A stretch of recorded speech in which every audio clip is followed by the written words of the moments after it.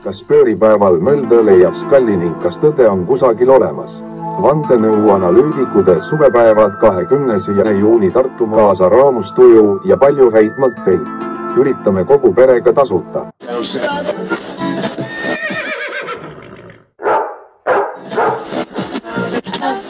Head isemõtlevad Eestimaa inimesed.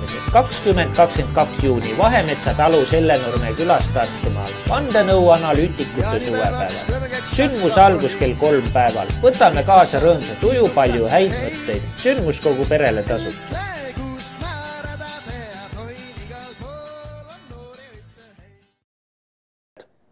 Saates osalevad elektriinseneri õppejõud Andres Saukas ning saadet juhin mina, Maarja Maripuu, tuntud sisulooja ja suunamudijana konservatiivne mõtiskleja ja uudisteportaali eesti.com toimetaja ning saatejuht. Tehnokrat alustab. Eelmine saade Tehnokrat 4 võeti hästi vastu ja samuti laekus palju küsimusi. Nii et jätkame tehnokraatlike uudistega ja proovime koos ka vastuseid leida. Saate kommentaarides oli küsimus. Tarvo Vaina 2140 küsis siis järgmist, et keegi võiks välja tuua põhimõtteid, kuidas toimus esimese Eesti Vabariigi lõpuaastatel elektrienergia tootmine. Kui palju oli hüdroenergiat, kui palju oli väiketööstustes tuuleenergiat ja muud säärast. Teine küsimus oli, et kuidas toimus Eestis peale teist maailmasõda kuni rohepöördeni elektrienergia tootmine. Palun, Andres. Tervist, Eesti rahvas ja lugupeetud vaatajad. Ja et küsimustele sellele esimesele teisele küsimusele vastata, võtame asja laiemalt, et lihtsamalt oleks aru saada. Energia on üks oluline osa inimkonna kui ka koduloomade ellu jäämisel ja seda ei saa nagu väikeste riikidena võtta. Nad peavad olema hästi varustatud. Muidugi on praegult olemas, et on Island on omaette, aga see on omaette teema, sellest võib rääkida. Aga kuna me oleme siin nagu poolsaar või lõpus siin osas, siis peame vaatama sarnaselt nagu inimese keha, võtame ette. Inimesel on süda keskel, siis on veresooned, mis varustavad kogu seda inimkere, keha. Need on nagu elektriliinid. Ja seedeorganid, ütleme, kui sööme ja seedime, see on nagu meil, ütleme, väiksed katlamajad ja nii edasi. Ja me peame ju iga päev vähemalt 3 korda sööma. Muidugi võime nälgida ka teha igasuguseid rohe, sini, puna pöördeid nälgimise või toiduga niimoodi jõuliselt, aga võime ka, tuleb mingisugune suurem relvavärk siin, siis lihtsalt ei ole enam võtta. Ja et seda teemale vastata ja küsimus oli ära, paneme siis slaidid kõik käima, et oleks lihtsam asjale pihta saada ja kuna olen tehnokraat, siis igal pool näete on sinisega peal, kus on ta võetud ja ütleme siin nagu ka uudised jooksevad, et praegu veel see rohepööre päriselt ei ole veel füüsikaõpikutesse päris jõudnud, aga kui me niimoodi jätkame, küll ta jõuab sinna ka ja kõik ära. Ja näete, siit saate selle ära ja ütlebki siis nüüd ära ja vaatame, mis Eesti Vabariigi ajal siis oli. Elektrienergia kasutusele võtt Eestis toimus samal ajal kui mujal arenenud riikides. Me olime ka arenenud riik, kindlasti. 19. sajandi viimastel kümnenditel. Aastal 1882 jäeti Narva Kreenholmis. Mäletate selle Ursula Euroopa seal Brüsselis, tema vanaisa oli nagu Narva Kreenholmi omanik kunagi, jutuga räägiti. Tallinna Vigenaldi ehk Ilmarise tehase ruumides valgustamiseks üles generaatori. Tootmise tarbeks alustasid 1893. aastal Kunda semenditehases 2 generaatorit kogu võimsusega 200 kilovatti. Kõik eelpool nimetatud jaamad töötasid aurujõul.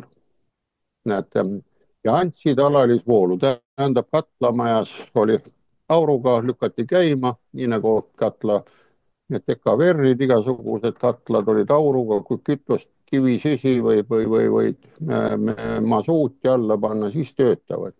Ja nii, et esimene vahelduvoolu generaator, näete, mis nüüd praegult oluline meil on, et me oleme vahelduvoolu võrgus, see on kõige odavam selles suhtes. Põhjus on lihtne, et alajaamu võib väga suurtesse kaugustesse panna ja pinge kõrgusega saame maste ja neid hästi kaugele lükata, sest voolu on vähe seal sees. Ja kui jõuab alajaama, siis selle alajaamaga transformeerime, saame juba voolutugevust hakata jagama rohkem.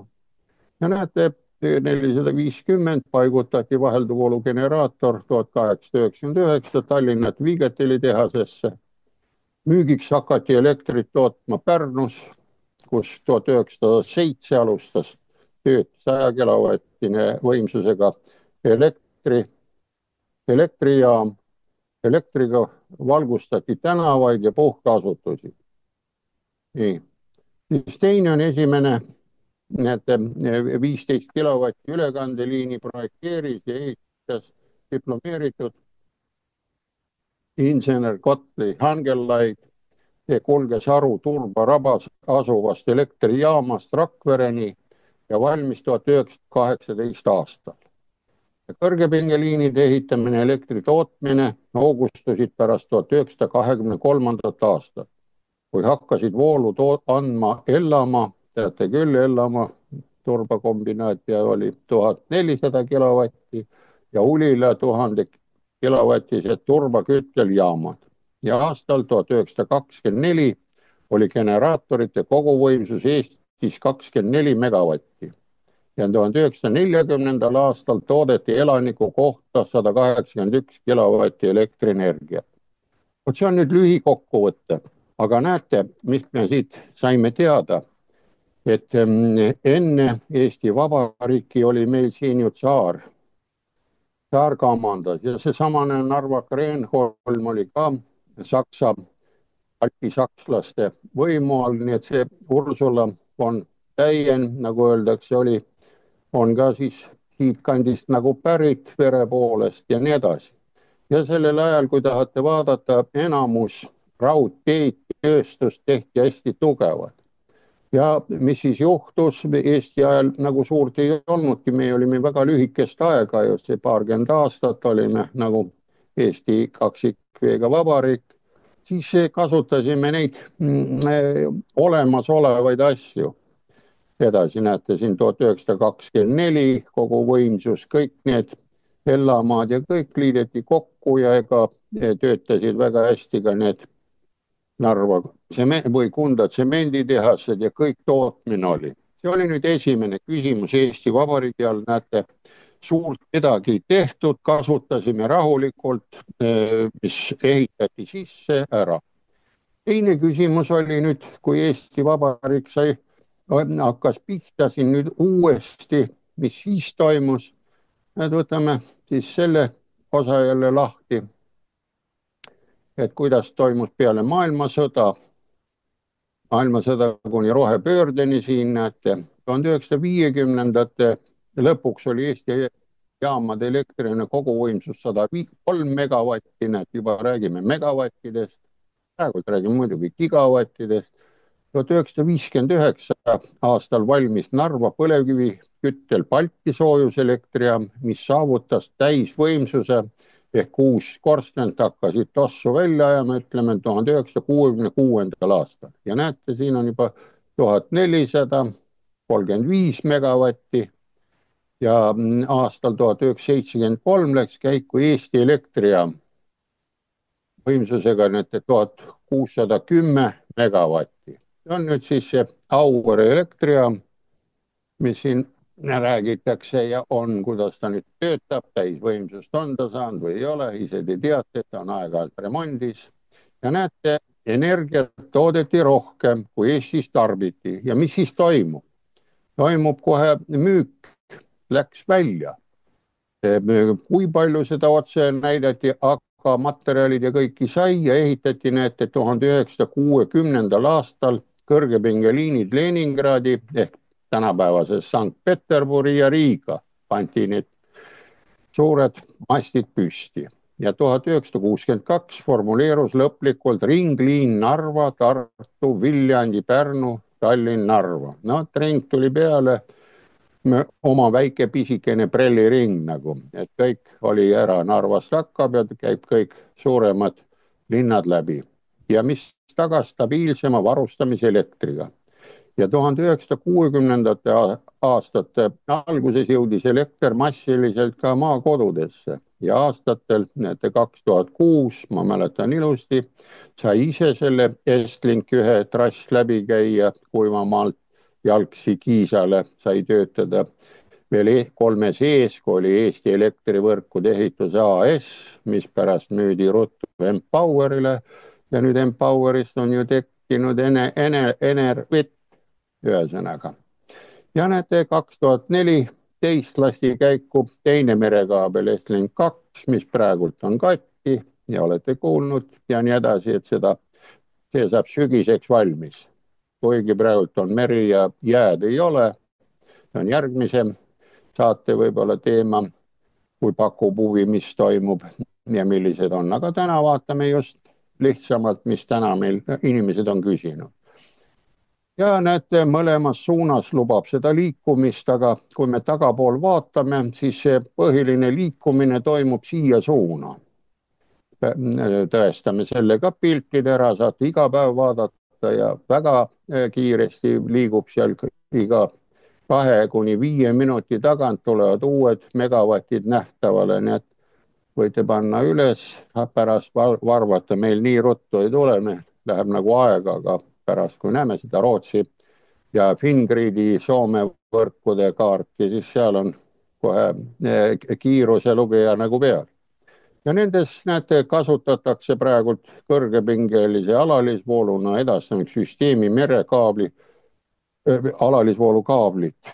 No kaabli kohta ma ütleks ka niimoodi, et kunagi sai koolis õppida, kaabel on mitmest soonest koosnev, mitmest juhtmest koosnev on kaabel, aga see on ka nagu üks põhisoon ja ekraan.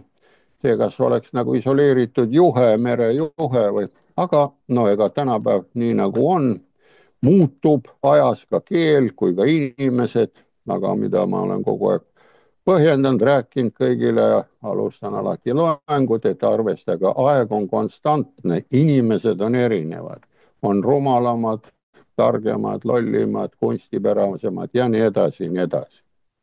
Ja vot sellega siis tuleme siin tagasi ja vaatame, mis meil siis on, võtame selle 2 pilti kokku, et loodan, et Eesti poliitikud, ma pöördun nende poole, et võiks ka seal arvestada tehnokraatlikke insenermõtlemeid. Meil inseneri veel on elektri asjade peale, näete, või peame ikka päris mitte rohepöörde omad, punapöörde omad, ega need ka ei osanud teha. Aga nad punapöörd läksid omadega nii rappa, et nad pöördusid Ameerika General Electricu Ameerika inseneri, töösturite, ärimeeste poole. Nad said sealt mõistust, mõtted ja tehti need hüdroelektrijaamad, esimesed tuumajaamad ja kõik, mis siin pommidega hakkas tulema, tuumajaamas muidugi ei olnud, 20-ndatel veel ei lastud käima, aga mõtted juba jooksid ära ja seal Andrei Sahharovi juures oli Igor Tamm, no et Tamm on nagu Eesti nimi, võite öelda, ta pidi ka olema siis siit kandist pärit või siit Soome-Ugrist, kus puud nimetatakse tammiks.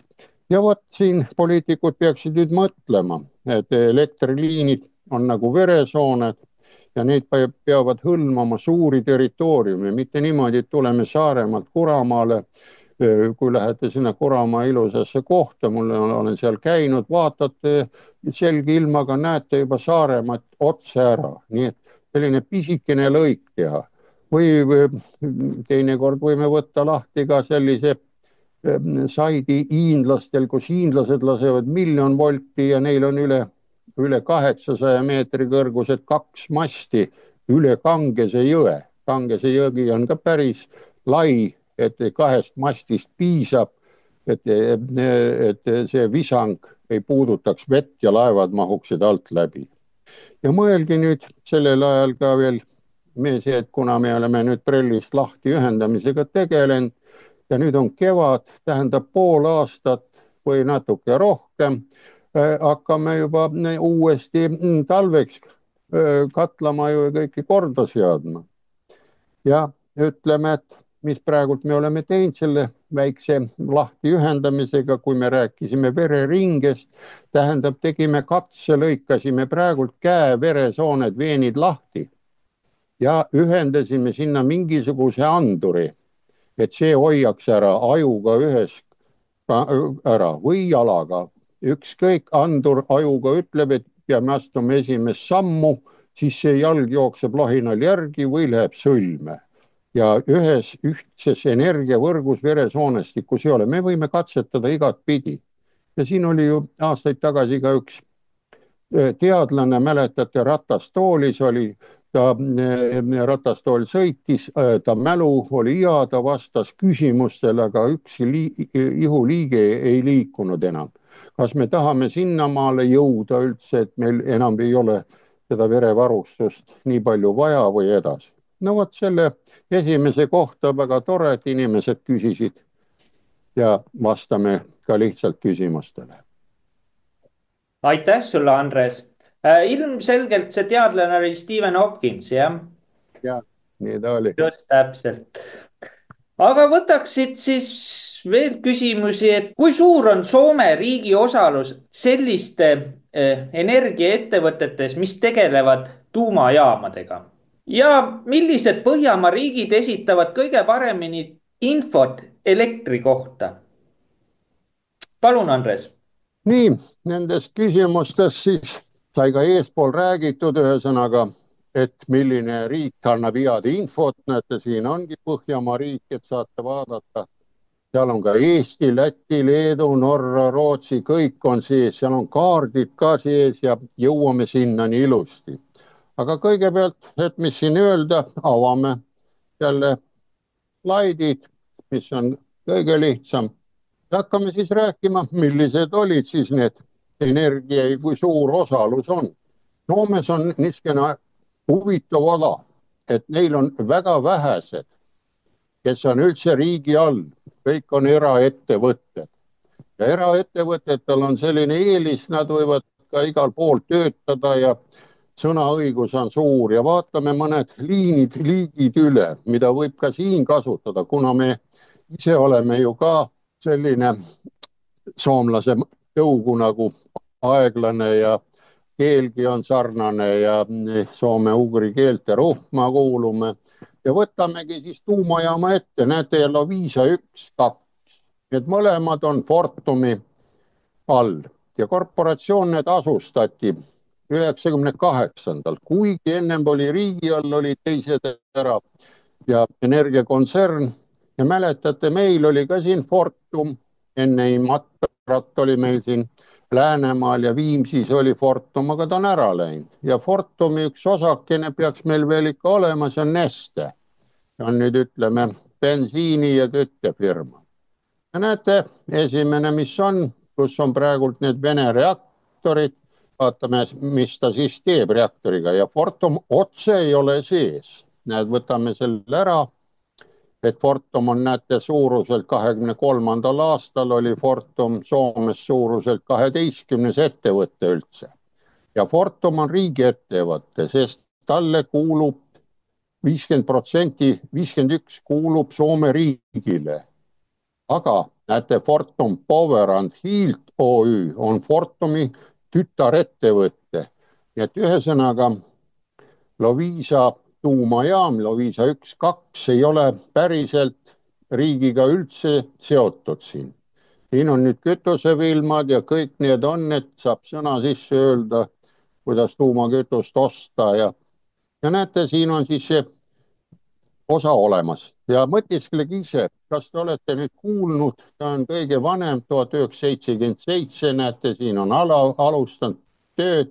Ja ehitati 6 aastat, 1. mai 71 ja tööd hakkas siin 9. mai 1977 ja teine oli paar aastat hiljem, see oli see Nõukogude Liidu poolt tehtud Nõukogude tuumareaktor. Ja vot siin hakkate jälle võib-olla seletama, mõtlema, oi, Nõukogude värk ja punapööre või selline. Aga vot mõelge, kas on võrreldav nüüd punapöörde töötamine rohepöörde töötamisega. Punapöördel oli, käsk oli ka, mäletate, OLRO plaanis, mis oli kommunism. Kommunism on riigivõim ehk see suur demokraatia, nagu me nimetame riigivõim, ja pluss terve maa elektrifitseerimine. Aga nüüd vaadake, mis rohepöördega oli, kõik nagu kaob ära ja demokraatia, kas seda on kusagil enam ja kuidas lõigatakse osad lahti. Aga me jõuame lõpus sellise huvitava peale, et siin meie Põhjamaadki ei tea vist, et me oleme lahti lõiganud. Kui kaartide ja igapäevaste faktiliste andmete järgi vaatame, me jõuame sinna, siis saate ka ära, sest mina kohe imestasin, et kuidamoodi, et me elame siin väikses liivakastis, aga peaks vaatama ka meie Põhja-Euroopat siin kõrval. Nii, lähme siis järgmise pildile, näete, ainult Fortum on riigiettevõte, kes oli nüüd Loviisaga koos, kuna see riik nagu tegi selle kunagi, Urho Kaleva Kekkonen ja Brežneviga tegid valmis. Aga nüüd jõuame järgmise juurde. Näete, see on nüüd Olkiluoto 3, Olkiluoto 2 ja Olkiluoto 1 on, näed, siin on veel peal. Ja tema kuulub Teolisuuden Voima OÜJ alla. Ja vot see on nüüd huvitav asi, mida siin näete, millal ta valmis sai, 21. Ja ongi TVO lülitalt saate minna, näete, igal poole ma panen üles, kus te leiate selle firma. Ja vot sellel on nüüd Mankala põhimõte. Ühe sõnaga, millega läheb ka see, tahtis ka teine töötada, mida me siin pärast vaatame, on Mankala põhimõte. Tulevad sisse aktsionärid, kes tahavad voolu, on see tehas või on see suur mingisugune ujula või bassein, tuleb sisse, tal on voolu, tal on plaan siia ehitada midagi, teha, hakata mingeid teenuseid jagama, siis nad lepivad kokku, et sellise hinnaga nii mitukümmend aastat, 20-30 aastat, põlvkond läheb sisse ja need Mankala põhimõte on siin olemas. Ja kui vajadust on küsimus, võime ka saate teha selle Mankala kohta, aga kuna ma väga ei ole majandusmees, aga noh, ma arvan, et saame aru vabalt. Ma katsun ta panna jälle tehnokraatliku kõneviisi, pluss ja miinus, saate aru, kui kokku panete, käib pauk, aga pluss ja miinus, paneme pirni vahele, siis lamp hakkab põlema, nii et ühtepidi teeb pahandust, teistpidi ta on jama.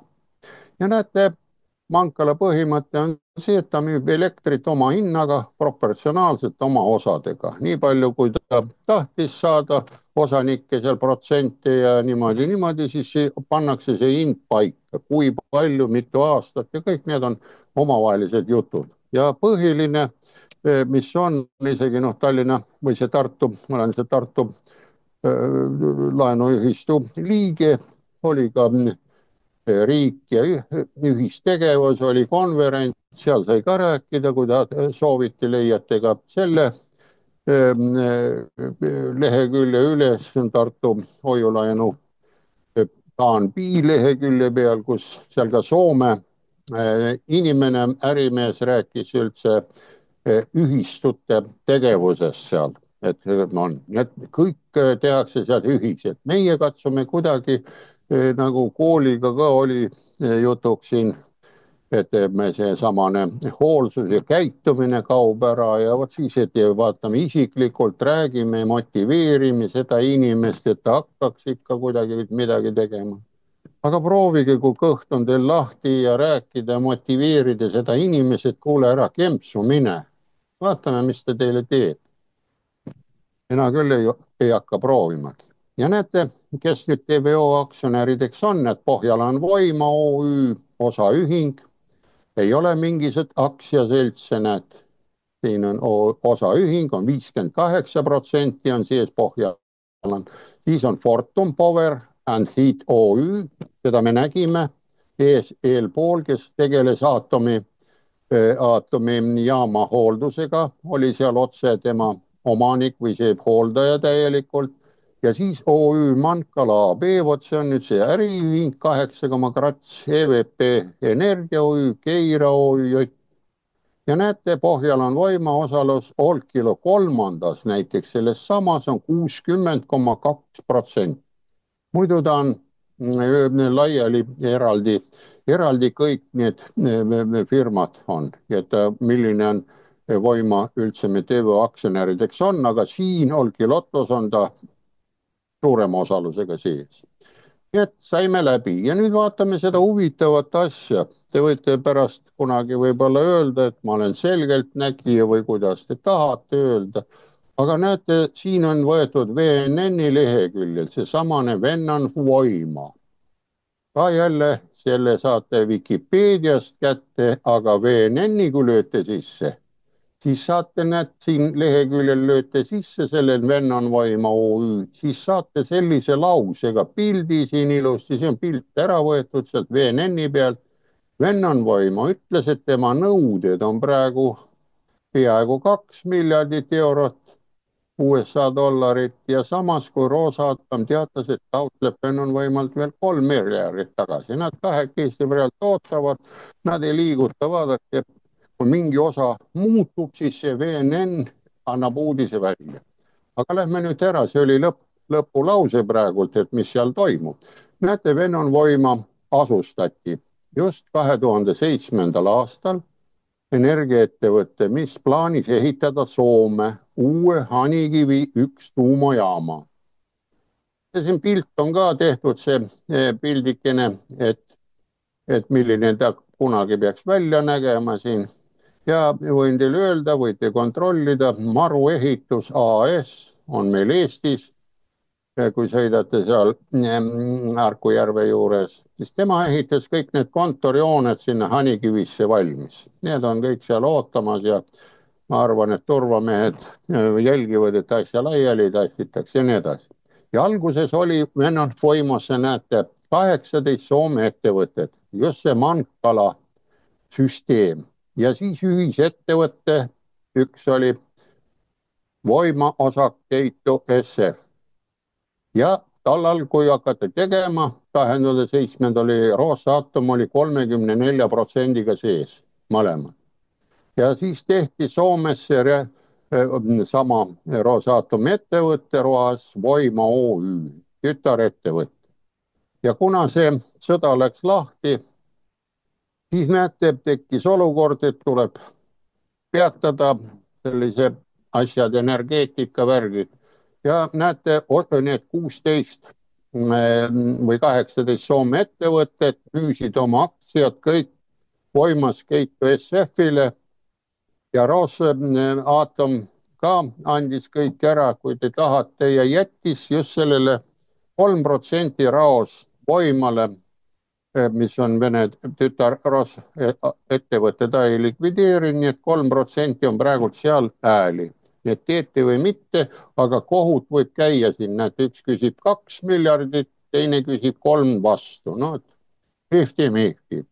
Aga kui käima läheb, siis ei ole keegi kellelegi võlgu, asi toimub ja ma usun, et need 18 ettevõtet tulevad uuesti tagasi, pannakse asjad jälle paika, sellepärast ilma energiata ei ole see Pohjan voima või see on, vaadake, seal hästi kaugel põhjas, seal on ikka jahe värk, seal Soomes inimesed, kui on vaja seal elada või tahetakse nagu rohepöördega igalt poolt, kus külmem maakera koht on, siis sealt see inimtegevus ja loomtegevus välja suretada, et kusagil seal palavas natukene elada või olla, no ma ei kujuta ette.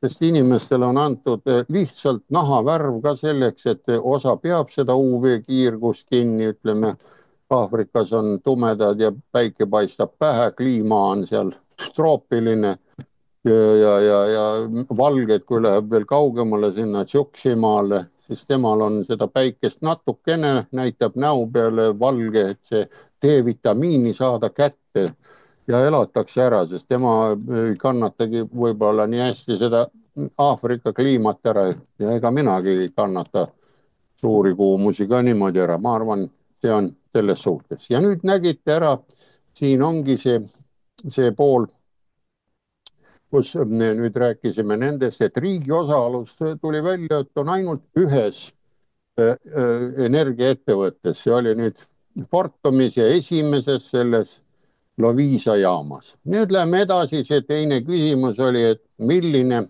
Põhjamaa riik, millised on, need on kaks teppi, nad on koos seotud, aga kõige kõvem asi on, näete, siin üleval on aadress, saate selle sisse panna, siin panin ta nüüd originaalkirjaga, sama pildi siia sisse, National Grid ja Fingrid ongi olemas samamoodi ja siis on riiklik võrk, on tema nagu värk ja siin, kui avate neid pilte, näete, on riigivõrgu kaart, kaart on huvitav, siis juhtimisruum, teeme need ka lahti vaikselt, et nende peale vajutate, saategi edasi, aga kõigepealt see lahti, siis ta tuleb selline peakilp ja siis vajutate pildile riigivõrk ära. Ja nüüd vajutame siis, mille peale vajutame, vaatame kohe, läksime juhtimisruumi või näete, kontrollruum ja juhtimisruumis näete, võite kohe selle sisse ka lükata endale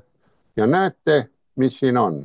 Ma tõlkisin selle Google'iga automaatselt ära, et lihtsam oleks teile seletada, et näete seesamane kontrollruum, mis siin on, ruum on siin üleval, aga ära juhtimisruumis juhime ja jälgime ööpäevaringselt riigi elektrisüsteemi ning hoolitseme selle eest, et Rootsis oleks alati tasakaal elektritootmise ja tarbimise vahel. Ja näete, kõige parem kaart ongi Svenska Kraftnät. Näete, siin on svk.ee, lööte siis ja tasakaal, näete, siin seletab teile ka ilusti ära, milleks 50 hertsi on ja kõrval näete, on ilus 50 hertsi spidomeeter siin pandud ka pildi peale. Ja just sellel kellaajal näete, sobib selline 0,04 oli peal, rohelised, härra kollane läheb juba jamaks kätte, punane põletab juba kõike. Et elektrisüsteemi toimimiseks peab alati olema tasakaal elektri tootmise ja tarbimise vahel ning pingesagedus on 50 hertz.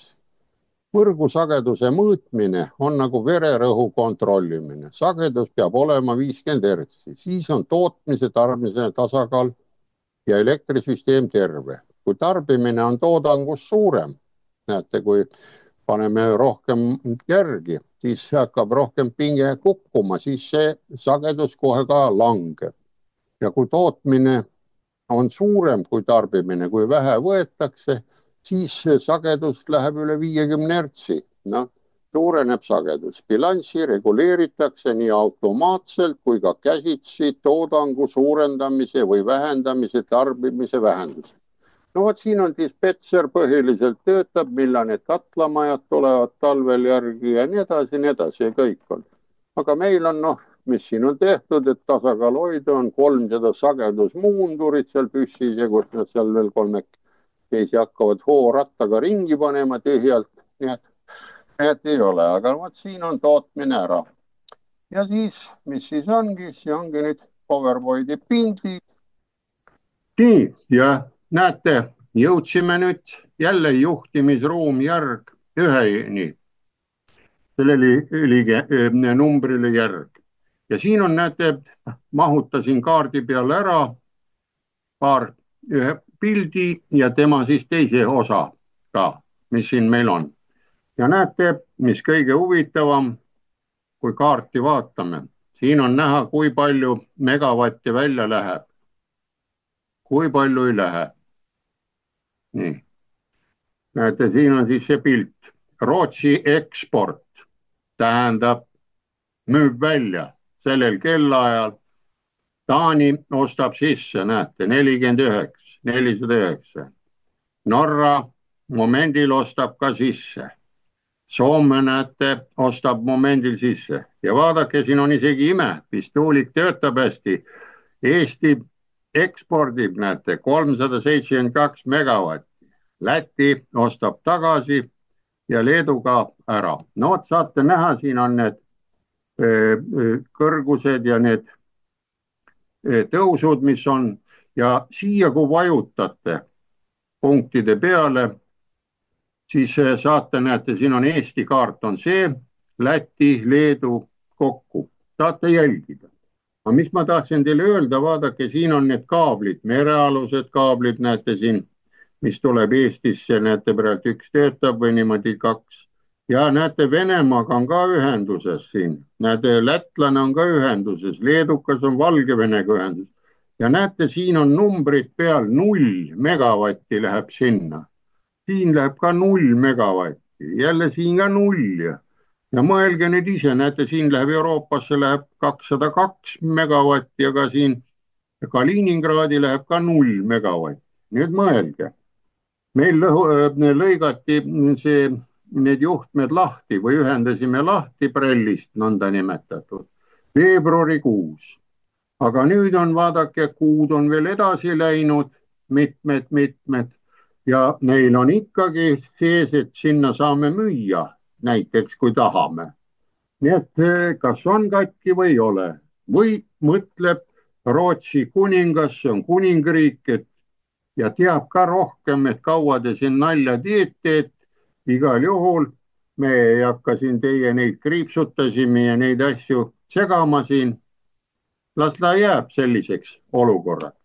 nii, ja läheme siis veel korra veel edasi, näete, ja siin saame selle Eesti lõpu kõik peale, näete, siin on kõik, rootslane teab, kus see läheb, on tuumaenergiat, meil ei ole, soojaga saime praegult, siis on siin teised need hüdroenergiat, meil ei ole, tuuleenergiaga näete 74 kogu tooda. ja teine, kus me leiame, nagu küsimus oli, on ka, näete, läheme soomlaste Fingriidi leheküljele. Fingrid ja vajutame siia State Power süsteem, sattume jälle siia samasse tagasi või ta näitab täpsemalt jälle enda poolt. nii et mõlemat poolt saate vaadata, ka Svenska Kraftnät, seda lehekülge, mis siin sinisega oli, või Fingrid lööte sisse live ja seal tuleb kohe 3 pilti, mis siin on operaatorid, ta on Soome võrkusüsteemi operaator, näete, ja millised siis momendi megavatide olukord on. ja see oli seal eespool näha, see megavatt, korraks lähme tagasi, siis tuleb seesamane pilt siin ette, vot see pilt tuleb ette ka otseselt kohe, ta on mis kellaajal ja kui seal olete peal, panete käima, siis see hakkab aeg-ajalt sõitma siin omaette ja kellaaeg kogu aeg muutub siin, et all on 5 minuti kaupa ja kuidas see siin vahetab, kontroll, tabelid, graafikud ja kõik on olemas. nii et näete, siin ongi nüüd kogu süsteemi saate ja kes on natukene tehnokraatliku mõtlemisega ja võib-olla paljud siin meie koolis on tukkunud, nagu öeldakse, hoolsus on, enam hoolsust ja käitumist ei ole, siis ta ei viitsi neid ka otsida ja võib-olla mõni vaatab, et see on asi nüüd vajalik. nii, ja paneme siis selle küsimuse või need kokku, et loodan, et jälle Eesti poliitikud hakkavad mõtlema, kuidas soomlane saab elektrit müüa ja kuidas soomlane saab äri teha elektriga ja miks ta seda müüb, ta võiks ju kõik endale ära panna või tal on ikka veel seda kapitalistlikku mõtlemist juures. me võiksime ka panna ju üles sellise lihtsa asja, nagu teeb seal Islandi, et tal ei ole ju palju asju Islandis. Islandis on ju see andmepangad, ühesõnaga serverid, infopangad, kõik, mis tulevad, ta just nende soojusenergia allikate peal töötavad pangad, tal lambakasvatust on natukene ja suudab ära elada lihtsalt ja rahulikult seal omaette. aga meie saaks siin ka panna, hakkame müüma, paneme mitte selle väikse tuumajaama väiksed püsti, vaid suure ja müüme serverite ja infot. ja teine, ma ütlen, kui on tuumajaama saate püsti, ma ei ütle ka väikeste kohta, siis unustage siin see sõda ära, sest see tuumaseaduste pool ei lase sõda sisse. nii, selline oli siis see lugu, et mõtleks Soome Mankala ärimudeli peale. aitäh sulle, Andres. selles suhtes, et mulle väga meeldis sinu lähenemine väga inimliku poole pealt, kus Äh, ütleme nii, et võrdlesid seda elektrisageduse kõikumist nagu vererõhuga ja vereringega. et noh, teades seda, et paljud inimesed, kes vererõhu tõbis on, selles suhtes, et peavad siis ravimitega hoidma seda vererõhu sagedust normis, siis kui palju nad apteekidesse raha viivad. aga kui arvestada seda, kui palju Eesti riik nüüd aastas viib nii-öelda apteeki raha, siis see on ühes aastas on 60–70 miljonit eurot. et palju õnne selle lükke puhul. aga siinkohal olemegi saatega jõudnud sinna etappi, kus lõpetame. järgmine kord taas teiega. Nägemist. nägemist.